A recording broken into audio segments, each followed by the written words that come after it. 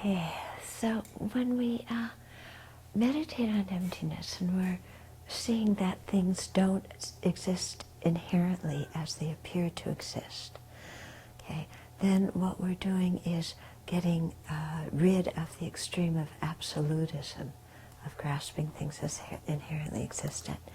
And they say what is one of the most difficult things to do after you have a direct perception of emptiness like that is to, when you come out of it, to be able to still affirm the existence of cause and effect and not fall to the extreme of nihilism, saying nothing exists or there's no cause and effect, there's no good or bad, you know. And so there's a tendency sometimes to think, you know, when we talk about things existing by being merely labeled, to think that, oh, well, if you get rid of, that getting rid of all the labels is what realizing emptiness is. Just get rid of all the labels and then anything goes, because you can call anything anything, and anything becomes anything because nothing has any inherent essence to make it what it is. Yeah, do you see that kind of quote logic from the, and it's a very nihilistic logic, but it's very easy to fall into. So then we have to stop and think, well, does realizing emptiness, does that negate the natural laws of things? What is the realization of emptiness changing? Does it change the external world? Or does it change how we view the external world? Okay. Does it change the natural laws of science? Or does it view how we look at those things? You see what I'm getting at? So when you realize emptiness, does that mean that that gravity no longer functions? You know?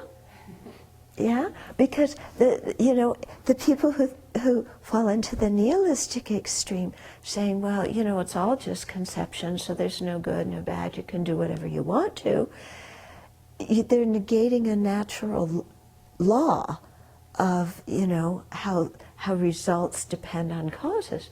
So if they're going to negate that natural law, then they might as well negate gravity too, because that's also a natural law. And say that things no longer fall down. When you realize emptiness, they fall up. You know? When you think about it, that's if you're going to hold that nihilistic position, then you should also say like that. Yeah? And then you should also say that eating breakfast doesn't make you full. You know, because you're negating all cause and effect. You're negating all you know, the functioning of things. So that's a little bit too much, isn't it? Yeah?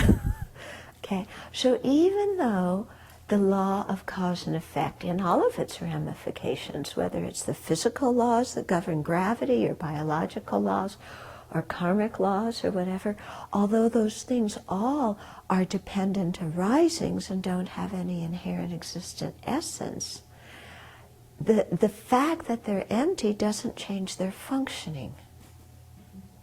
Okay?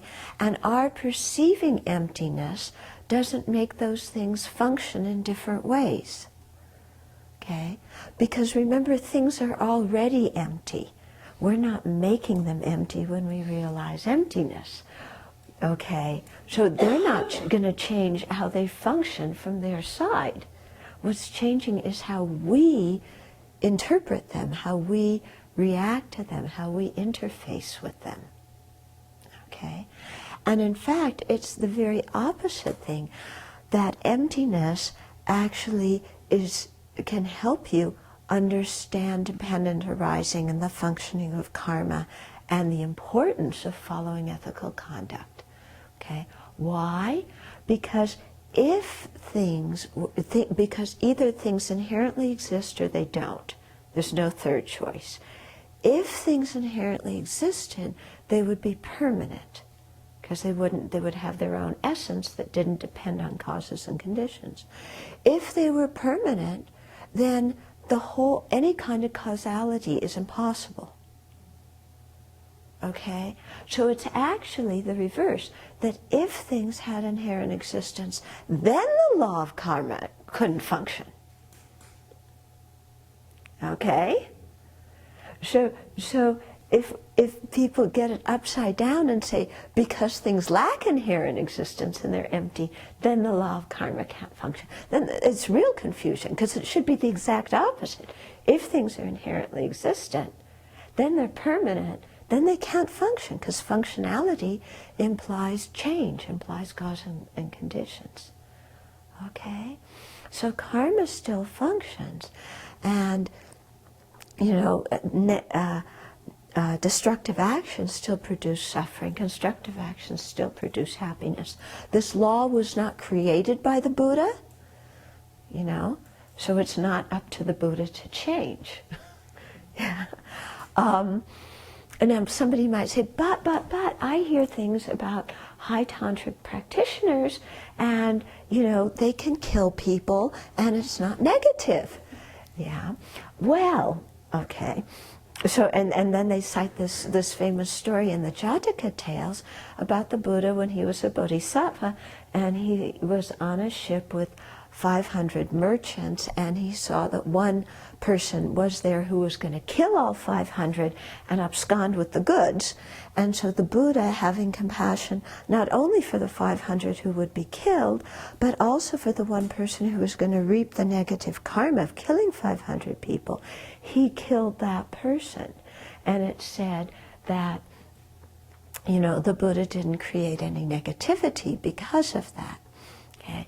Now, there's two views on that story. One view says that there was some negativity, but the Buddha didn't experience the result because of the power of his compassion, that kind of karma couldn't ripen, and actually the power of his compassion, that he was willing to bear the suffering of experiencing the negative karmic result, that compassion actually threw him ahead on the bodhisattva path. Okay, so that's what one group says.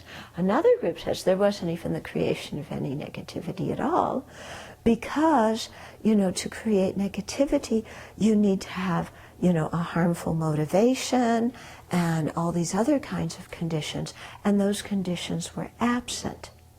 Okay, now, does that mean that in general the action of killing is not a destructive action? No, it doesn't mean that, because, most everybody else when they kill has a motivation of either ignorance, clinging, attachment, or anger. So the few rare exceptions to that don't negate the general functioning of that law. Okay, because the rare exceptions, if you look, they are lacking those particular attributes or particular conditions that would make that action of killing a negative action. Okay, because, for example, if a Buddha or a high bodhisattva did it, it would lack the condition of the negative motivation, which is the primary thing that makes the action negative to start with. Okay? So it's not the case that if people realize emptiness, then anything goes and karma doesn't function. Those people more than anything, respect the law of karma and know how to function in a skillful way within it so that they create only constructive actions.